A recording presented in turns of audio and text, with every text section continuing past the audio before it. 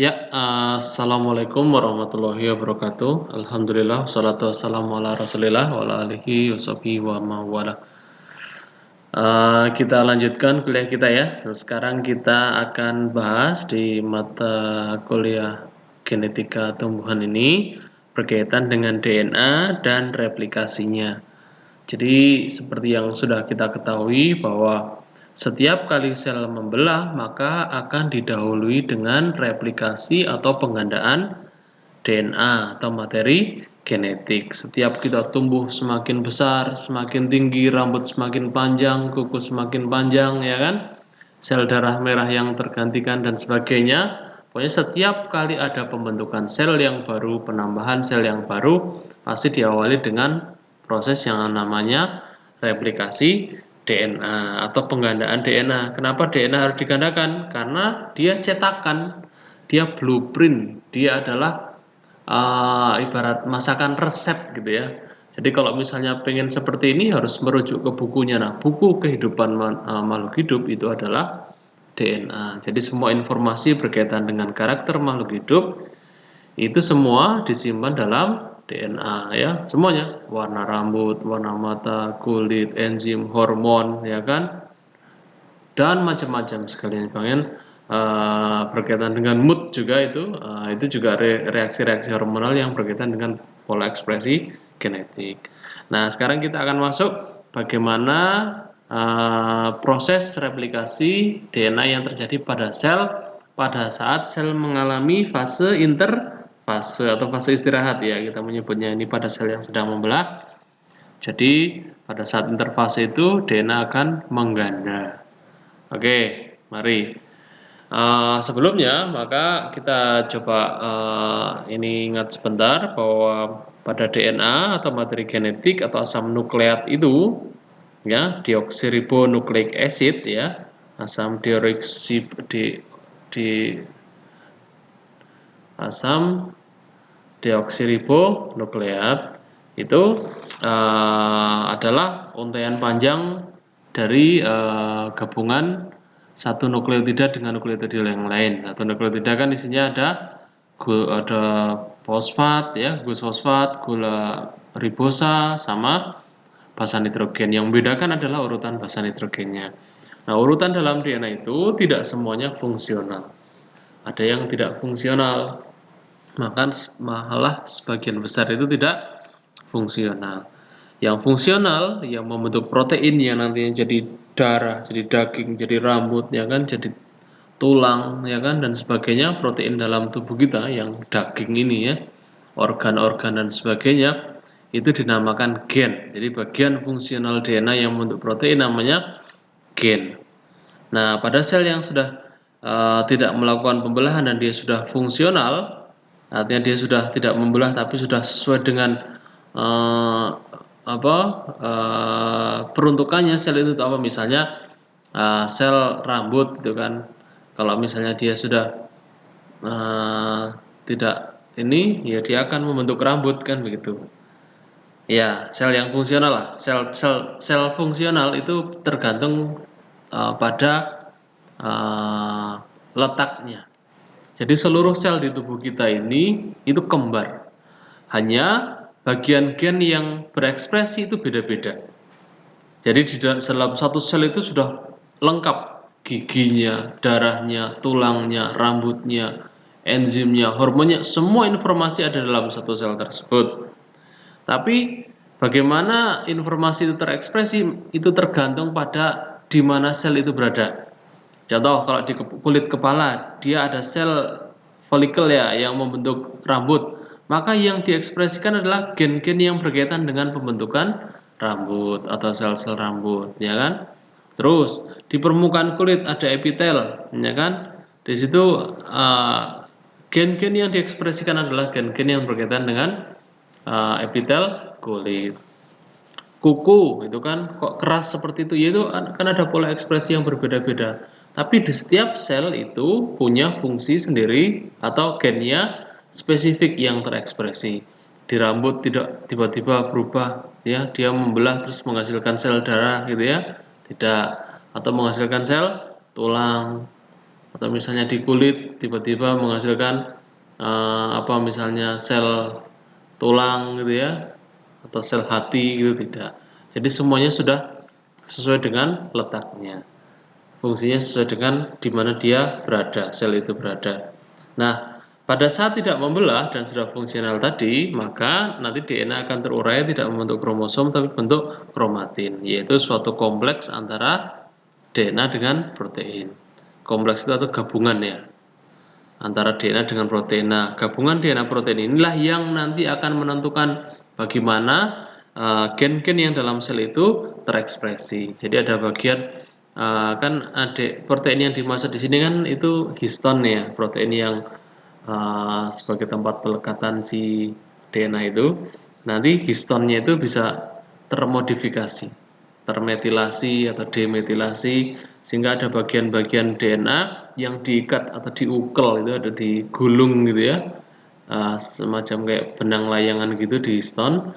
Nah, yang menyebabkan gen tertentu yang tidak dipakai di sel itu dinonaktifkan. Ya, tadi kalau di sel rambut ya produksinya ekspresinya berkaitan dengan sel rambut, maka gen-gen yang berkaitan dengan pembentukan sel rambut itu terekspos dan mudah terekspres. Sedangkan informasi yang lainnya ya berkaitan dengan warna mata, ya kan sel darah, ya dan kawan-kawan itu disimpan, tidak diekspresikan.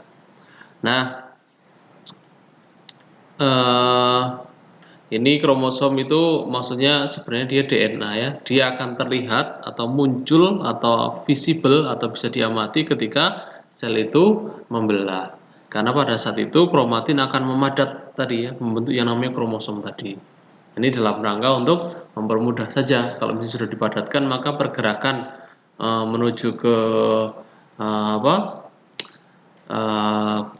bidang polar dari sel untuk nanti terjadinya pembelahan itu lebih mudah dalam rangka nanti ya, ini jelas menduplikasi diri. Semoga bisa dipahami.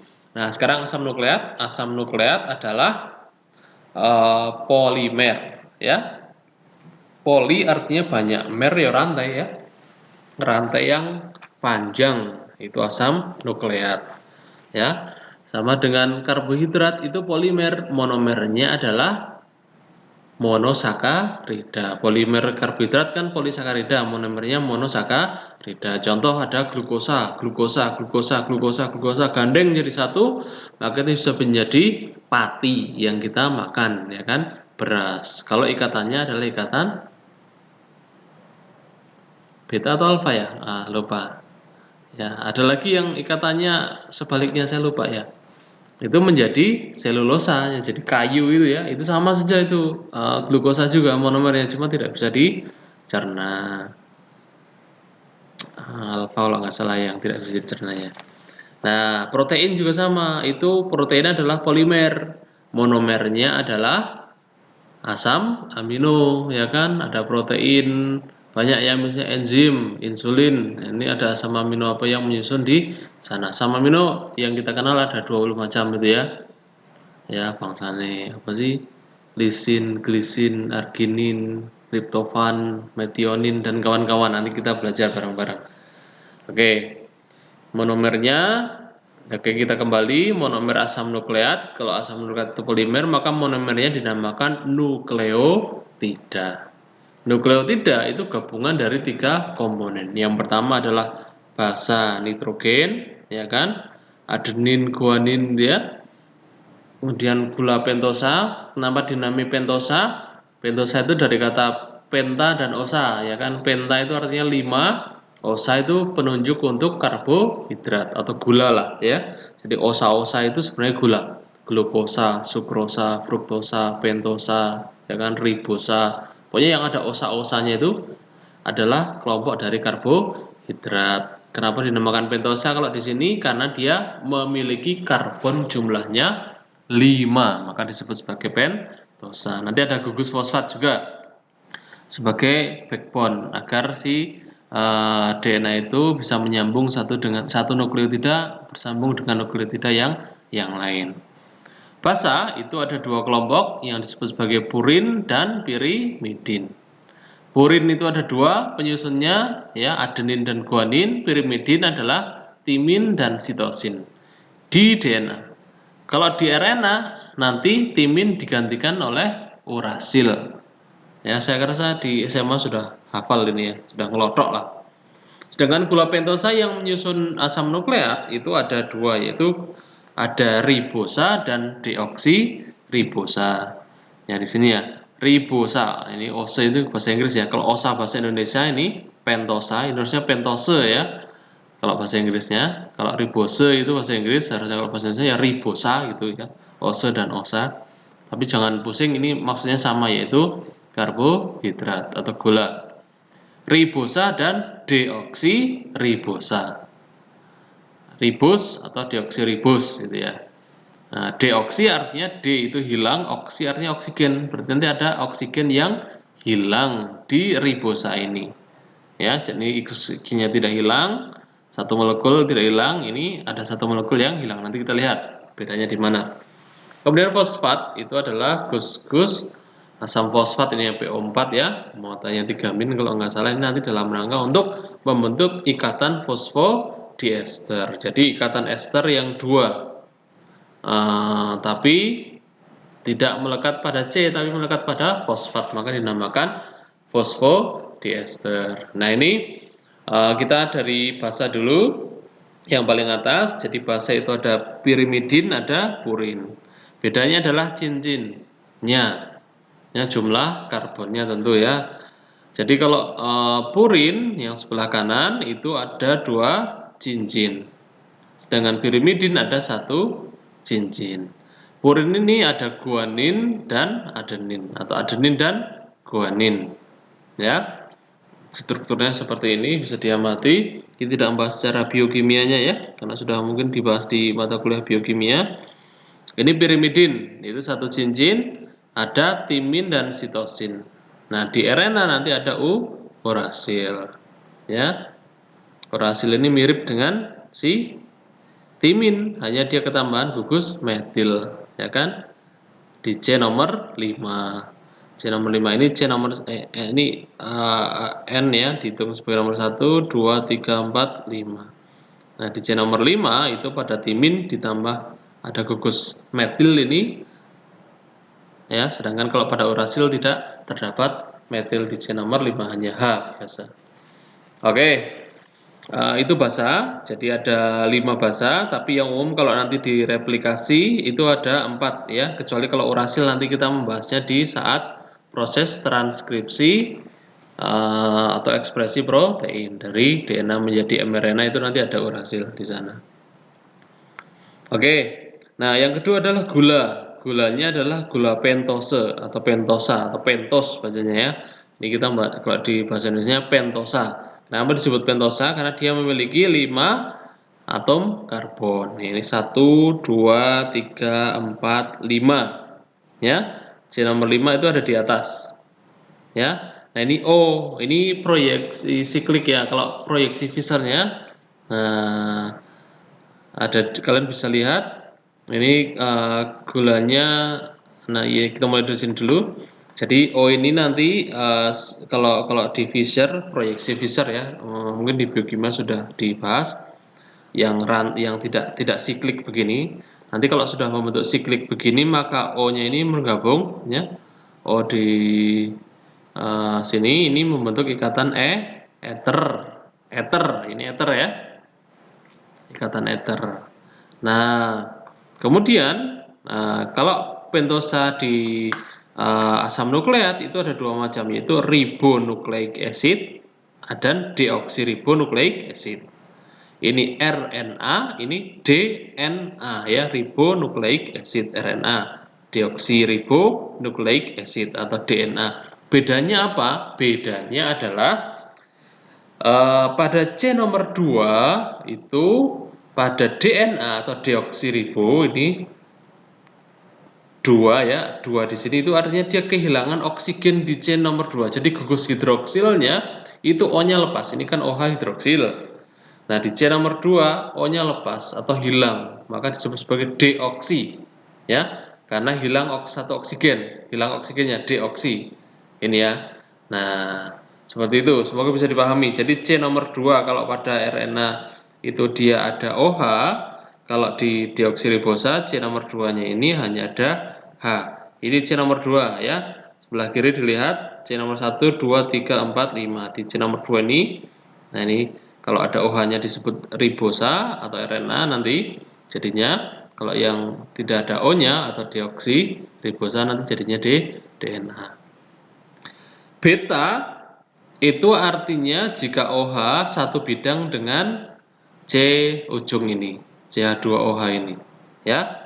CH2 kalau satu bidang dengan OH di C dengan gugus hidroksil di C nomor 1, maka itu formasinya adalah beta.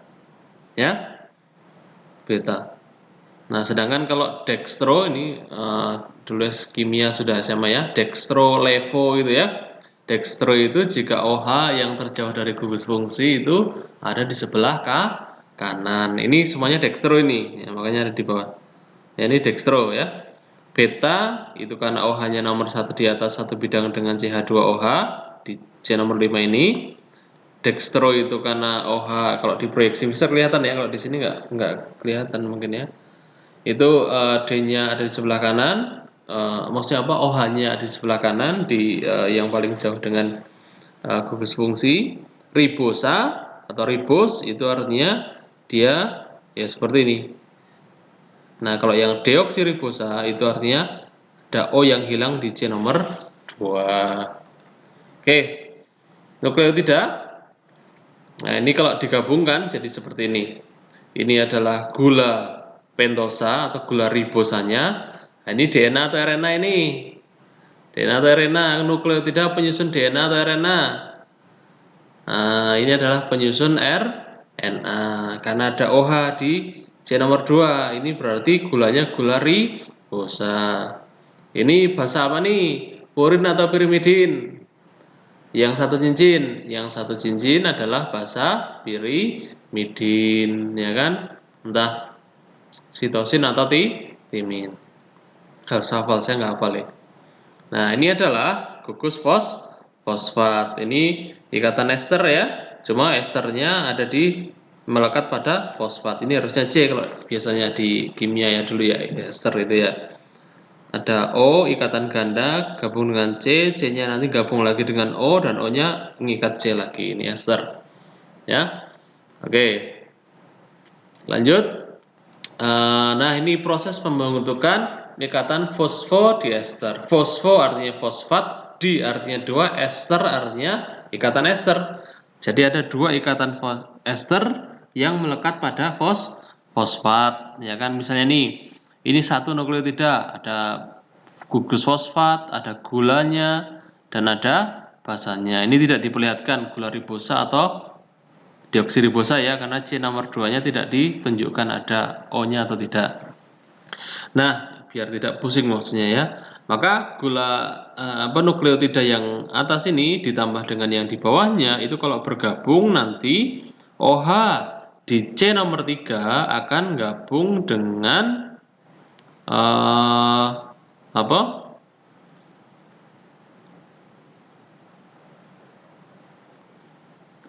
dengan fosfat ya. Nah, ini akan gabung dengan fosfat. Dan OH pada C nomor 5 yang di bawahnya ini jadi nanti ada ini kan OH-nya sudah di sini ya. Nah, ini di sini nanti dia akan bergabung membentuk ikatan yang seperti ini. Jadi ikatan ester ini ada O double bond dengan P maka disebut fosfoester. Nah, ada 2 ikatan. O yang ke sana ada C-nya, ini yang ini ikut dengan C juga. Makanya disebut sebagai D. Ini ada 2 ya. Diester, fosfodiester. Ini gugus ester, ada fosfatnya dan ada 2 ikatan. Maka disebut sebagai fosfodiester ya. Ingat, jadi yang gandengan selalu C nomor 5 dengan C nomor 3 gula. Jadi ini gula C nomor 3, 1, 2, 3. Ini nomor 5, 1, 2, 3, 4, 5, ya kan? Nah, gabung nanti ikatannya selalu seperti itu, selalu dengan C nomor 3 dan C nomor 5. Nah, makanya DNA itu selalu dikasih ujung 5 dan ujung 3, tergantung di ujung mana dia bebas, di C mana dia bebas. Jadi yang Kalau di C nomor 5-nya dia bebas, maka disebut sebagai ujung 5. Contoh ini guanin, ya kan? C nomor 1 ini gulanya, ya, pentosannya. Nah, lihat, yang C nomor 5 mengikat fosfat, tapi fosfatnya tidak berikatan lagi dengan C nomor 3 sesudahnya. Maka ini disebut sebagai ujung 5, karena ini sudah di ujung, tidak bergabung lagi, tidak gandeng lagi.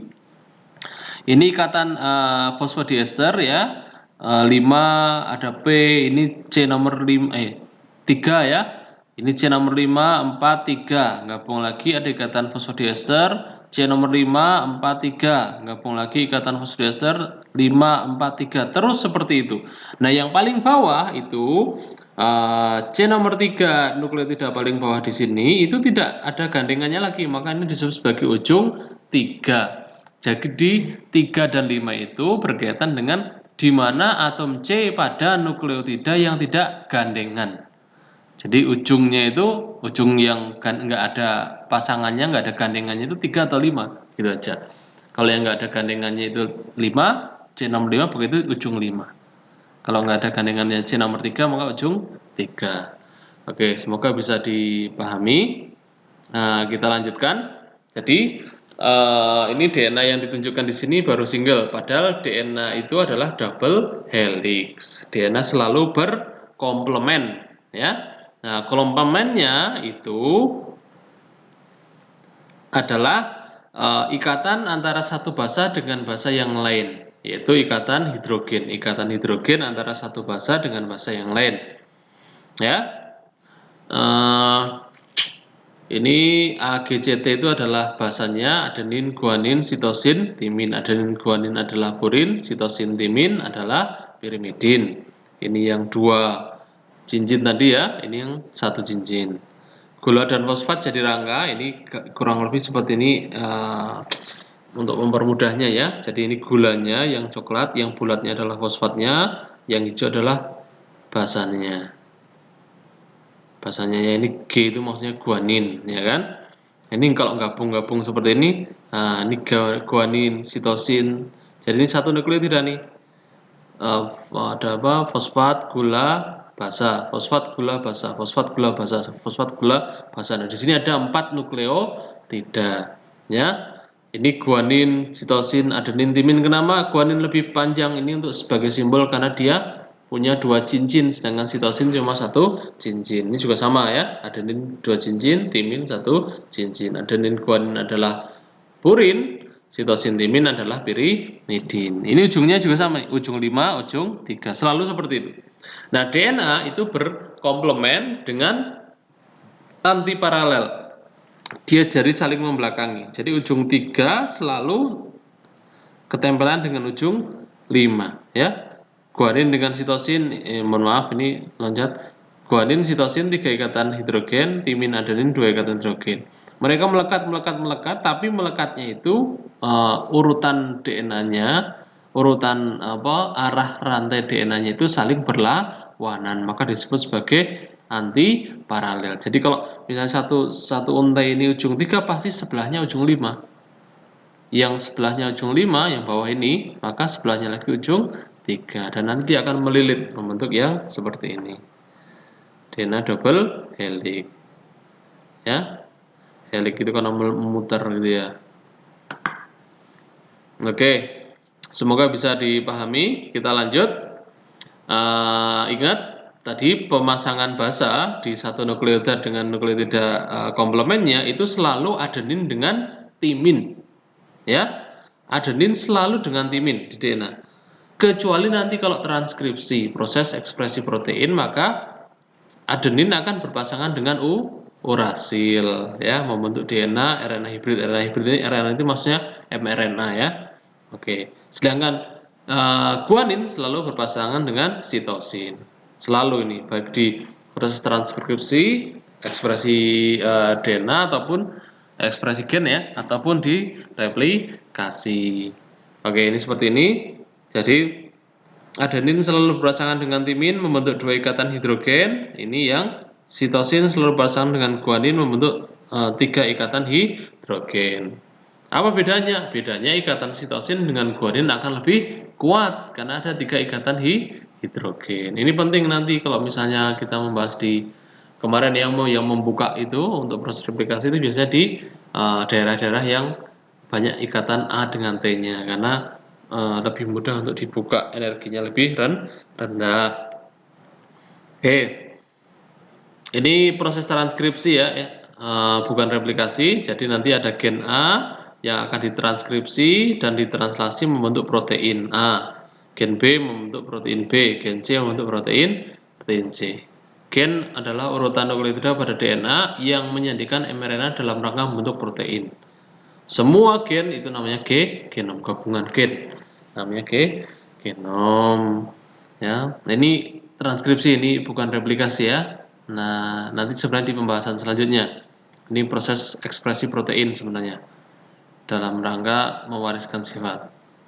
Nah, sekarang replikasi itu yang benar dipahami itu terjadi melalui teori yang semi konservatif itu ya, yaitu bahwa satu untai akan menjadi cetakan untai berikutnya. Jadi ini misalnya ada untai awal yang warnanya kuning, maka dia akan memisah. Nah, masing pisahannya akan membentuk pasangannya sendiri-sendiri. Dan dua ini kembar, ya, kembar. Nah, nanti ini akan memisah lagi, akan membentuk pasangan yang baru yang warna hijau ini.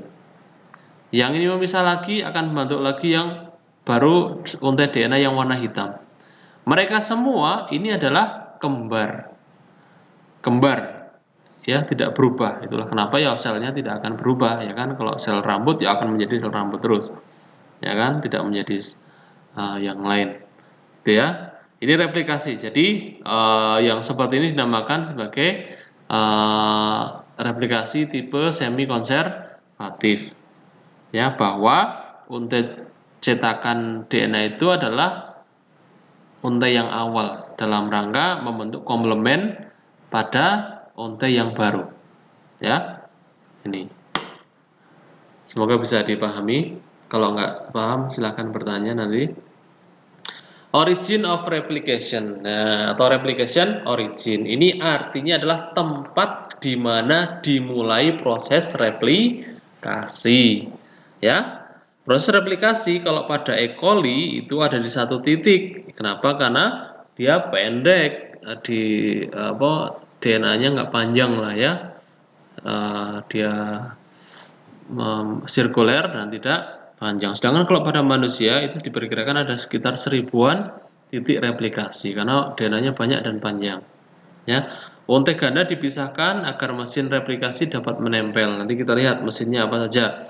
Jadi karena kita tahu bahwa DNA itu hanya akan dibuat baru direplikasi dengan cetakan DNA tetuanya yang awalnya, maka untai awal ini harus dibuka, ya, harus dibuka. Nah, tempat pembukaan pertama kali itu dinamakan replication origin atau origin of replication, ya. Nah, biasanya tempat pembukaan ini adalah tempat di mana banyak mengandung pasangan basa adenin dan timin. Ya, karena kita tahu tadi adenin dengan timin hanya 2 ikatan hidrogen. Kalau 2 ikatan hidrogen berarti membukanya lebih mudah. Sel akan selalu seperti itu ya. Makhluk hidup akan mencari cara agar energi yang dikeluarkan itu terendah dalam rangka untuk mencapai tujuan yang sama. Jadi yang paling mudah itu yang akan dilaksanakan. Ya, dia tidak akan repot-repot untuk membuka atau memilih yang G dengan C karena ikatan hidrogennya ada 3 dan energinya tentu akan lebih besar. Ya. Oke, ini yang warna kuning double helix, double stranded DNA ya. Jadi double stranded ini kita tahu satu ujungnya 5, jejernya ujungnya 3 atau 3 aksen. Ujung satunya berlawanan ya. 3 dengan 5 akan selalu seperti itu. Akan selalu seperti itu. Nah, ini adalah contoh garpu replikasi. Kenapa disebut garpu? Karena banyak cabang-cabang begini ya. Ini pertama ada 2 replication originnya atau origin of replication-nya. Kemudian dia semakin membesar. Yang warna merah adalah DNA yang baru. Yang warna hijau ini adalah arah terbentuknya atau arah berjalannya replikasi. Jadi akan berjalan dua arah. Semakin membesar sampai akhirnya nanti ketemu satu dengan yang lainnya. Nah, kalau ketemu maka akan terbentuk dua untai DNA. Ya, ini contohnya ini dengan mikroskop elektron ya, kelihatan seperti ini. Oke.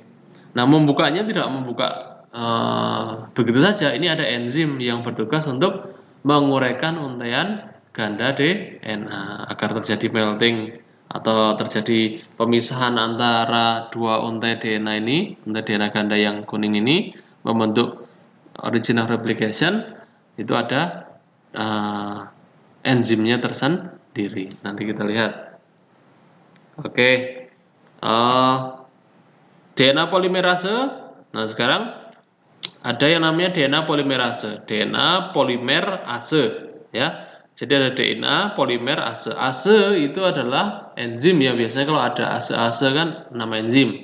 Maltase, amilase, laktase ya kan? Apalagi macam-macam itu enzim biasanya akhirannya adalah ase. Polimer itu yo untuk menggandakan, memperpanjang DNA, ya berarti enzim yang berfungsi untuk mempolimerasi DNA atau memanjangkan DNA atau DNA apa enzim yang berfungsi untuk menggandakan DNA gitu aja lah ya. Enzim yang mengkatalis reaksi penambahan basa pada untai DNA yang baru, mas, gitu ya. Itu polimer itu kan karena ditambah baru terus kan jadi panjang, maka disebut sebagai polimer lama kelamaan.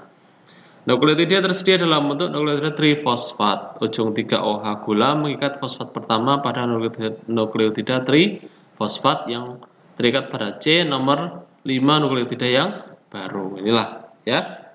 Jadi nanti ini nukleotida trifosfat. Nukleotida ada basa nitrogen, ada gula, ada fosfat.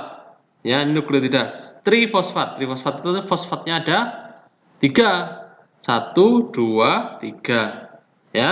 Nah, ketika akan membentuk ikatan fosfodiester, maka ini tadi yang sudah dijelaskan di awal ya. Gugus hidroksil pada C nomor 3 itu akan menempel dengan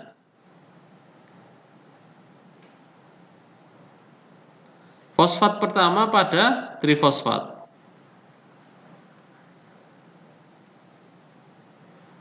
Ya. Yang terikat pada C nomor 5. Nah, ini ya di sini nih. Sehingga nanti akan, nah ini 2P-nya akan dilepas sehingga menjadi monofosfat nanti. Oke. Jadi akan terus seperti ini. OH C nomor 3 akan terus nembak ke hidroksil di fosfat.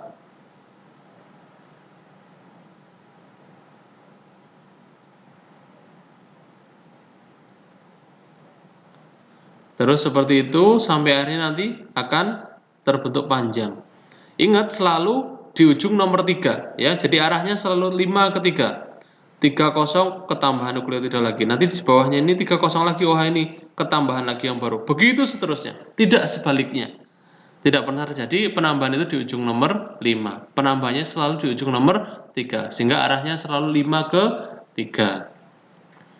DNA polimerase bekerja dua arah pada saat replikasi DNA, ya artinya nanti tadi itu yang ini ya, nah ini dua arah, jadi ada yang ke kanan, ada yang ke kiri, kemudian memperbaiki kesalahan pasang basa. Jadi kalau misalnya terjadi kesalahan nanti, misalnya ini kok G pasangannya bukan C, maka dia bisa dilepas ya. Itulah kenapa tidak jarang sekali terjadi yang namanya mutasi. Memerlukan keberadaan polimer yang namanya primer ya. Primer itu RNA sebelum penambahan nukleotida baru. Jadi nanti kita lihat di kuliah selanjutnya yang namanya DNA polimerase dia tidak bisa langsung nambah. Dia hanya bisa meneruskan, menyambungkan ke ujung 3 yang sudah ada. Ya. Jadi ya itu harus disiasati oleh polimer kecil yang namanya primer nanti. Nah, oke. Mungkin itu dulu yang bisa saya sampaikan. Semoga bermanfaat.